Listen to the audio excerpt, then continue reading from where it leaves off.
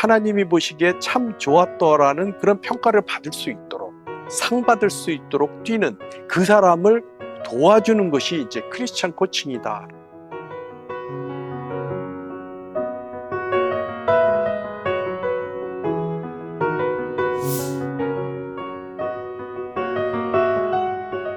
일단 인접 영역하고 뭐가 다른가 하면, 잘하는 사람을 더 잘하게 한다는 거예요. 잘하고 있는 사람, 괜찮은 사람, 그런 사람을 대상으로 하는 거죠.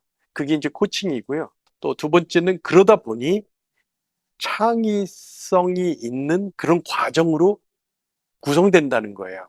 예를 들어서 코치가 피코치자 또는 코치 E하고 이렇게 함께 파트너십을 가질 때 기존의 정형화된 틀을 활용한다기보다 그 관계 속에서 새로운 그 단계로, 그러니까 도전적으로 이렇게 함께 한다는 것, 이것도 아주 좀 다른 그런 요소라고 생각합니다.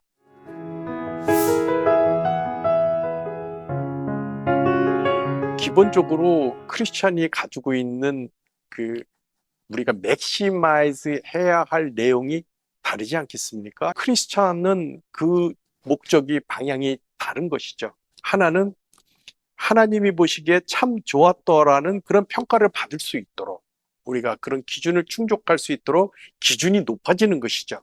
두 번째로는 우리 스스로도 운동장에서 다름질을 할 때 그냥 뛰는 것이 아니라 상 받을 수 있도록 뛰는 그 사람을 도와주는 것이 이제 크리스찬 코칭이다라고 저는 생각을 합니다. 예.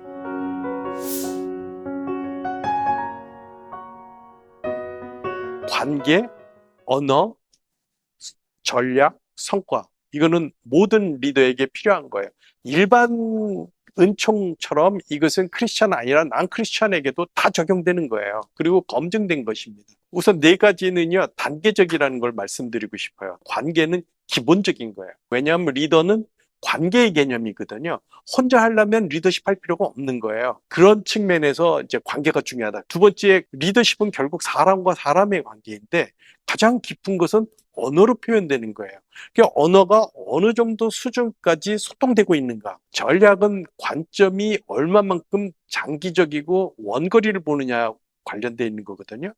이렇게 급변하는 세상, 세상이 전례 없이 변하는 세상에서는 도대체 경쟁자가 누구이고 내가 어떻게 경쟁력을 키워서 어떤 성과를 거둘 것이라는 것이 다 모호해요. 그럴 때는 누구의 관점을 갖는 것인가가 중요합니다. 네 번째, 리더십도 어떤 결과로 이어져야 되는 거예요. 그게 이제 성과죠. 결과를 후행적으로 내가 상황에 쫓겨서 하는 그런 그 성과하고, 내가 선제적으로 그 성과를, 목표를 결정해서 거기에 노력하는 것은 아주 근본적인 차이가 있습니다. 앞을 리드하려면 성과 개념을 새롭게 해야 된다라는 그런 측면에서 중요하다고 말씀을 드리고 싶어요.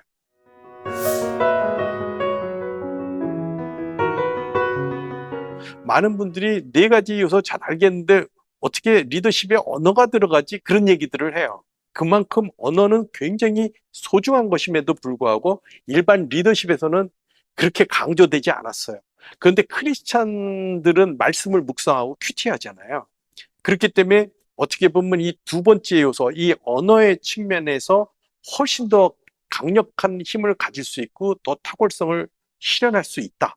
저는 그래서 두 번째 요소는 특히 크리스찬 리더들에게 좋은, 그리고 친근하면서도 진짜 숨겨진 물맷돌처럼 쓸 수 있다. 이제 이런 얘기를 할 수 있겠습니다.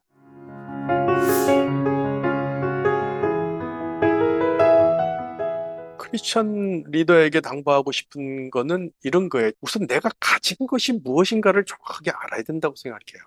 크리스천이 가지고 있는 게 뭐겠어요? 영원한 생명을 가지고 있는 거예요. 그러니까 우리가 이 땅에서 지나가는 그 모든 것이 그 영혼의 관점에서 봤을 때는 정말 짧은 거거든요. 그래서 우리가 능히 견딜 수 있을 뿐 아니라 내가 아무리 힘들 때도 기쁨이 있게 돼 있거든요. 두 번째로는 그러다 보니 우리가 영혼이라는 개념을 어떻게 실현할 수 있어요? 순종할 때 체감할 수 있습니다. 그 신비한 그런 하나님의 능력을 어떻게 체험할 수 있는가? 순종으로 체험할 수 있어요. 그래서 제가 영원한 기쁨과 순종의 리더십, 이게 크리스천 리더십이라고 생각을 하고 그렇게 꼭 강조하고 싶습니다.